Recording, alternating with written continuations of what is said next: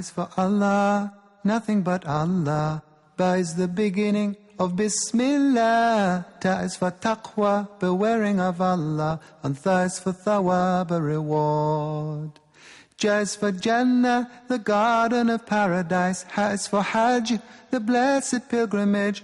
Kha is for Khatem, the seal of the prophethood given to the Prophet Muhammad sallallahu alayhi wasallam. Muhammad sallallahu alayhi wasallam was both a prophet of Allah and a statesman.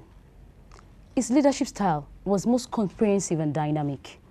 Bosworth Smith recognized this when he said of the prophet that he was the church and the head of state combined. He was both the Pope and Caesar. He was the Pope that lacked the pretensions of a Pope and a Caesar without a standing army. Assalamu alaikum wa rahmatullahi wa barakatuh. Welcome to today's edition of Pathway to Jannah. Today, we're going to discuss the Prophet as a political leader. Let's take this short break. When I return, I shall bring in my guests who will take us through this.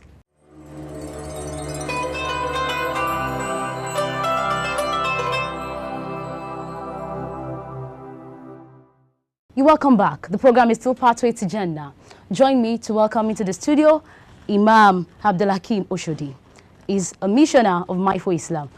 Assalamu alaikum wa rahmatullahi wa barakatuh. Wa alaikum assalam wa rahmatullahi wa barakatuh. Yes, as I said at the beginning of the program, that we have to discuss Prophet Muhammad as a political leader. Sallallahu alaihi wasallam.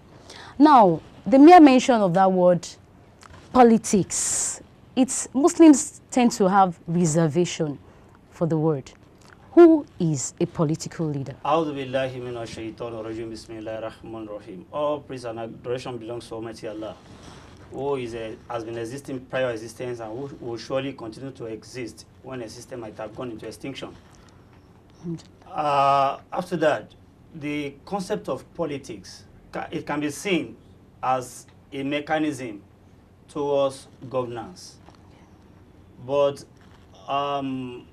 mere hearing that word today, some Muslims, I won't say most, felt Islam has nothing to do with politics.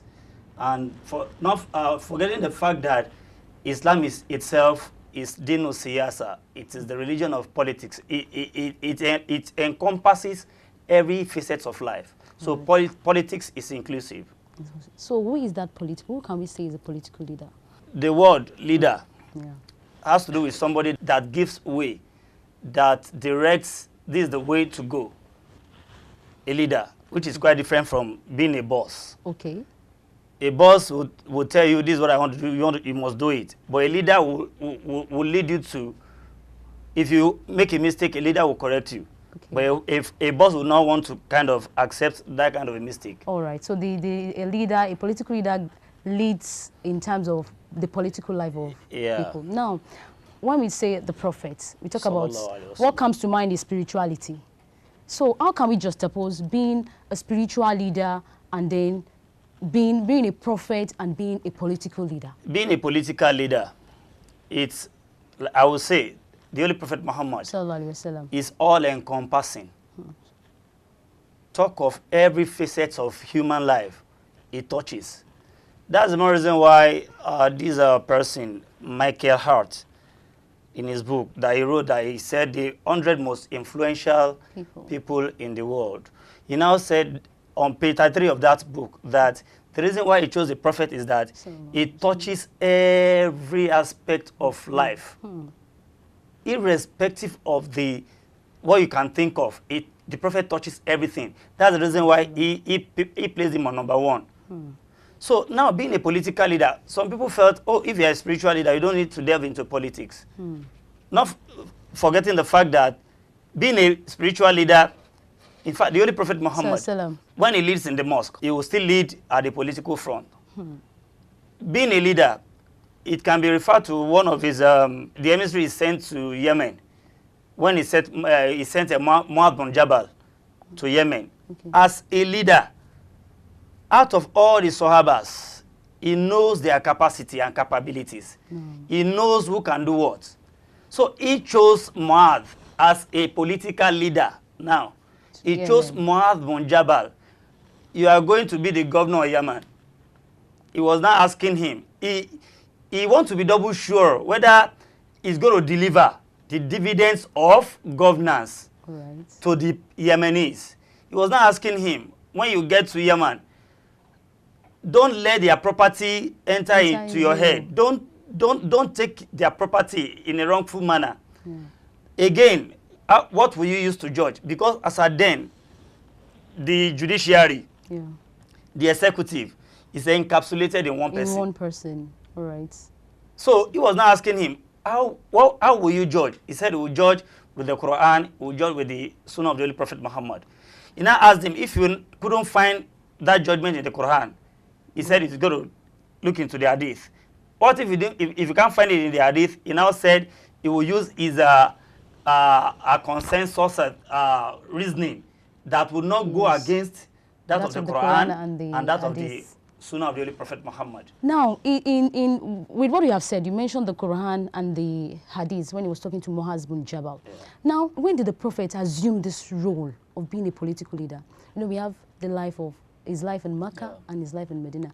Where did he actually assume this role as the political leader? I would say the time he assumed the political leader dates back to when, immediately after he became the Prophet of Allah. Because as we are aware that he was confirmed prophet at the age of 40. And mind you, even in normal English balance, he said a fool at 40. A fool forever. So at that age, he is leading his Sahabas, the entire Muslims populace, in terms of spirituality and in terms of governance. All right. Now, if you look at what obtains now, what differentiates, if you try to look at the Prophet Muhammad sallallahu alaihi wasallam, his style of leadership, his style of his political leadership, and that of what we have among Muslims now, those that profess to be Muslims, what is the difference? We're going to look at the difference of the Prophet sallallahu alaihi wasallam when he was in the style of political leadership that preceded his prophethood, and then his leadership style while he was a prophet, and that we have in this contemporary time. So I would take those responses when we go for this short break. Let's take this short break. We'll be right back. Don't go away.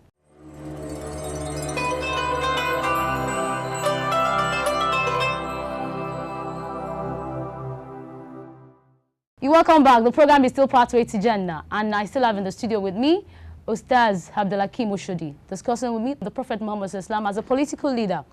To take it from the last question I asked, that how could it differentiate the Prophet's political leadership with that of those that preceded him, and during his time of leadership, those that were leading in other areas of the world, and what we have in this contemporary time? How do we differentiate? We would differentiate. What I would say is like you are comparing a death with life. By the time you are comparing the era before him and the one we are having now. Prior to the Holy Prophet Muhammad sallallahu alaihi wasallam, the style of leadership they were having is highly tyrannical, and it doesn't have a direction. But when he came, take for instance, the 4 major tribes in the Arabian Peninsula. Then when there was this conflict about who placed the black stone, at that place it is in Kaaba now. They were struggling, it's my tribe, it's your tribe. The Prophet now said, as the political leader, because that thing is somehow political. He now said, oh, let's do it this way. Let's go back home. The first person that comes here tomorrow will be the family, will be the tribe that's going to place the black stone where it is. Everybody went home. The first person that will get there the following morning was the Holy Prophet Muhammad. And when he got there, other tribes came. He now said, do you know what we'll do? We'll now place the black stone on the wrapper, and each of the tribe will hold one of the angles, edges of that wrapper, of that cloth, and place that black stone where it is today. Imagine if Allah did not endow in him that kind of political sagacity. Like, he wouldn't have done that. Yes. And if care is not taken, that singular act Would have might cause chaos in the Arabian Peninsula there. No. So now comparing him to the current one we have in, contemporary, let me say, political in Nigeria, leaders. it beats my mind if you have some politicians, they will say, I'm honorable, so and so. But me, I used to say, most of them are dishonorables. Because the only honorable before Allah is that Allah said, Inna akramakum indallahi atqakum. No. The only honorable me Allah knows is the one that fears me Allah most. So if we have some that fears Allah, but we have that are the other way around. Yes. So if one is to be referred to as honorable, then you have to be the type that fears Allah and remembers Allah much. Often. So now comparing it, the era of now and that of the Holy Prophet Muhammad, there is stark disparity between the two. Stark disparity. Because as at then, the Holy Prophet Muhammad, he was concerned, like the scenario I brought, concerning Mu'adh, he was concerned about the welfareism of those Yemenis. That on Noah, he even said that whatever you're going to need in carrying out your task, we'll give it to you. And you don't take anything extra. Whatever you take extra is not your own. Compared to our own present situation. Another word for extra. You tend to collect more extra than your normal. Even use the state fund to kind of fund your own personal self. Yes, personal. And then he was just telling Mu'adh what is like giving him terms of reference. That you need to take care of those people you are going to govern. Don't take more than you should. Not thinking of what Mu'adh is going to bring back to him. But alas, what do we have today? Something different. My leader. Leader will be thinking of what that candidate will bring back to him or her. No, what will happen at the end of the day? Let's look at, if we look at that, we look at how successful, before we talk about how successful the Prophet was as a political leader, could we just consider some of the qualities that made him deserve that, in explicit terms, the qualities that he possessed that made him a political leader? Let's just maybe a successful political leader. In Quran chapter 9, verse 128, Allah said that لَقَدْ جَاءَكُمْ رَسُولُ اللَّهِ مِنْ أَنفُسِكُمْ عَزِيزٌ عَلَيْهِ مَا عَنِيتُمْ حَرِيصٌ عَلَيْكُمْ بِالْمُؤْمِنِينَ رَءُوفٌ رَحِيمٌ. That surely it has come to you a prophet from amongst yourselves. Some people thought Prophet Muhammad is an angel. He said, from amongst yourself, I brought out the Holy Prophet Muhammad to carry your own burden. That quality, carrying the burden of your subjects. Is it the same thing we are having now? During the times of the Holy Prophet Muhammad, whatever happens to the believers, he carries it as a burden on himself. The same that qualities he passed on to his caliphs, the 4 Orthodox caliphs. You can imagine when they said Umar was the caliph, that one of the dissidents, the woman had a child who was hungry, and he was passing by, hearing that noise that the child was making. He now went, because of the fact that that child is hungry, Umar now went back home to go and bring food stuffs to that family. Walking around during the night to go and see for himself. He doesn't wait for the, what do you call it, for the fillers of my essays and the commissioners. He went out himself to go and see what is actually happening, so that he can have a direct feel of what is actually on ground. That means there is no way we could compare. It's like, as you said, it's incomparable. Light and darkness. It's incomparable. The leadership style of the Prophet Muhammad sallallahu alaihi wasallam. Alhamdulillah Rabbil Alameen, we thank you very much for honoring our invitation. May Allah reward you abundantly for taking us through this. Jazakallahu khairan kaseera. Wa antum fajazakumullahu khairan. Ameen. Alhamdulillah Rabbil Alameen. It has been Imam ABDULHAKEEM OSHODI in the studio with us discussing the Prophet as a political leader. Alhamdulillah Rabbil Alameen. He has told us several things that we need to learn from. We'll now move to the other segments that we have now. Don't go away. Stay tuned.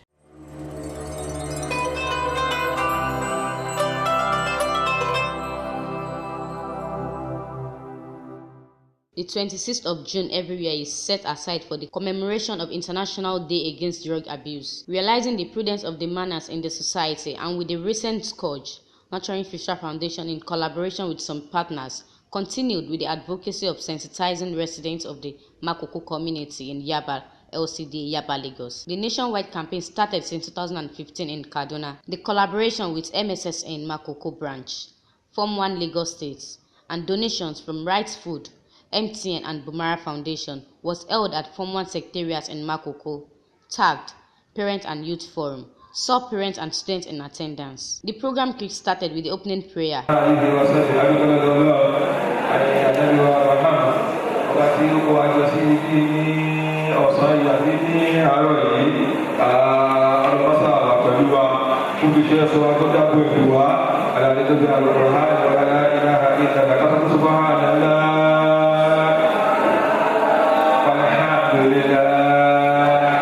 Recitation from the Quran and introduction of guests to the high table. قل إن الموت الذي تفرون منه فإنه ملاقيكم ثم تردون إلى عالم الغيب والشهادة فينبئكم بما كنتم تعملون. In our opening remarks, Aja Amina Muhammad, the founder of Nurturing Future Foundation, acknowledged the collaborative efforts of other partners and donors. She further enjoined participants to be attentive to gain from the eminently qualified resource persons. Ever since we've been trying to, or making attempts to see how we can replicate or do same thing in other parts of the Federation. Even this was not almost coming, but for the fact that Allah put barakah in it, and then for the collaboration, that's why we are having it today. Today, 26th June, has been declared International Day Against Drug Abuse. So we thought that we should also, align with that mantra, with the erudite scholars that would enlighten us today. And we are not focusing on drug alone, because when you say drug, Ogun, it's in isolation. We are focusing on substance abuse, because a lot of substances have been abused. And we are complimenting or climbing on the success we had since 2015. And why Makoko? Well, whatever you do, you have to identify a community. Someone will ask, do we have people abusing drugs more in Makoko? Obviously not. But it's better, the doctors, medical personnel will say prevention is better than cure, and even cheaper. In the first lecture, Mr. Mustafa Atoyin Sambe, a clinical psychologist with Neuropsychiatric Hospital, Yaba, extracted the possible causes and effects of substance abuse with a passionate plea to parents to be a proper watchdog for their children. What are we going to look at today, as we have been told that today is dubbed International Day for Substance Abuse? What are the causes of substance abuse? Number one, to my knowledge, is poor parenting. Poor parenting simply means kí àwọn òbí kàn fi ọmọ tó yẹ kàn ṣọ́ kàn gbé sílẹ̀ kàn máa ṣọ́gbà onígbà. Ẹ jẹ́ kí àwọn òbí lọ́kùnrin àti lóbìnrin kí a ṣọ́ àwọn ọmọ tí Ọlọ́run fi sí àkàtà wa. As we now look at these causes, issues that border on what psychologists call poor self-esteem, it is erroneous to think that it is only the boys that are abusing substances. So, ẹ má rò pé ọmọkùnrin nìkan ló ń lo àwọn oògùn olóró wọ̀nyí. Hostile home environment is one of the major causes of substance abuse. Then toxic psychosocial environment, poor communication in the home and environment, then indulgence or over-democratization of the psychosocial environment. Now let us identify some substance of abuse. It's not as if we are saying that you are taking it. We want them to know that it is happening, it is real. Yes. Marijuana, codeine, as little as coffee, kola nut, paracetamol, alabukun. Okay, ó dàbí drama àbí. These are reality. Any oògùn tọ́n bá ti sọ fún ẹ pé kó lò, tó bá ti ń lò is an abuse. Mrs. Florence Carl, the founder of Revive Africa, made a very scintillating presentation to the delight of the audience. One of the effects of drug or substance abuse is sexual addiction. And that's one of the reasons we have rapists in our society today. What about that guy? Scholars are trying to say that he has a psychological disorder. He's also someone's child, right? And that's why I want to take this to say that what is your responsibility towards the sexuality of your children? Quickly to our parents, I have discovered that just like what our daughter said, some of us, we just allow some things to happen as parents. We're intentional. We are not looking step by step at the things we are doing. Parenting goes beyond getting pregnant. The participatory program witnessed questions and answer session, with the lucky ones carting away exotic gifts items, courtesy the donors. Ajia Fatima Oyekon, who graced the occasion as Mother of the Day, lent a voice to counsel the participants. This was followed by other guests in attendance. It's shocking, it's painful, it's surprising. I don't know what has gone wrong, but this is good for researchers. What has happened to the Nigerian society? We have read it in Arabic, we have read it in English. There is nothing that says we should go and rape. In fact, Quran is against anything that goes near zina, including improper dressing, improper talking, improper walking, anything that will take you near.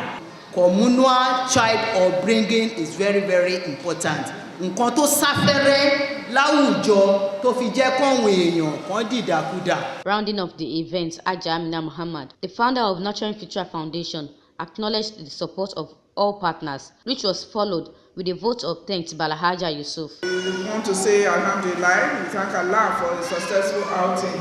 But we can't just go without acknowledging the support of all the partners.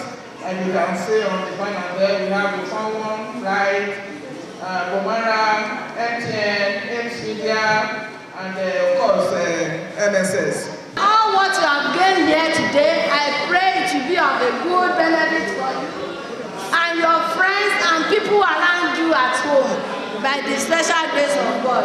We parents are lacking. We are lacking so much in every aspect. That is what is causing the great problem. May God Almighty Allah guide and protect us and put us in the right way. Allah Mu'ayyidina Surat al-Mustaqim. Rabbana atina fid dunya hasana wa fil akhirati hasana wa qina azaban nar. Rabbana la tuzigh qulubana ba'da idh hadaytana wa hab lana min ladunka rahmatan innaka antal wahhab. Rabbana atina fid dunya hasana wa fil akhirati hasana wa qina azaban nar. May God hear and accept our prayer. May God make each and every one of us to get home safely. In the feedback segment, we interacted with the organizers, participants, and resource persons. Well, preparation was okay. We have templates that we followed. We had started this program since 2015 in Kaduna, and it was just that we built on. It was not that difficult because we had other partners who collaborated with us, and it made it a little bit easier.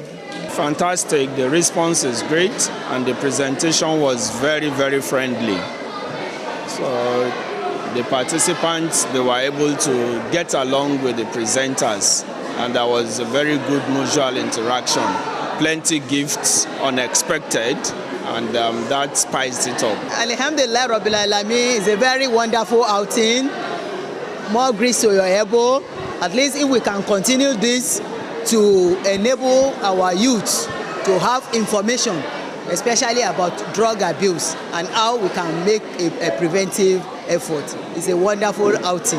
I learned a lot from today's lecture. We talk about the substance abuse, which are the drug abuse, illegal or excessive of using drug.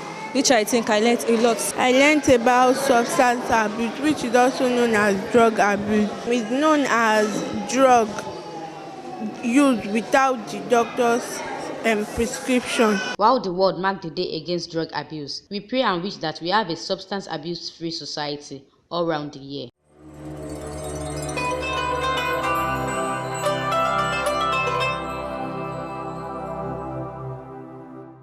You're welcome back. The program is still Pathway to Jannah. If you're just joining us, in the studio today we had Imam ABDULHAKEEM OSHODI, who discussed the life of the Prophet as a political leader. He said to us, there is no way we can compare light and darkness. And that's the leadership style of the Prophet Muhammad, and that's what we have obtainable these days. May Allah restore the leadership style of the Prophet Muhammad in his political and spiritual life. May Allah make it easy for us to learn from the little we have heard today. May Allah make it beneficial for us in this world and the year after. Till we meet, same time, same station next week, inshallah, because Rati'i, I say Assalamu alaikum wa rahmatullahi ta'ala wa barakatuh. Every second I live, every penny I give is just for you. Every breath I breathe, every trace I leave is just for you. Every second I live, every penny I give is just for you. Every breath I breathe, every trace I leave is just for you.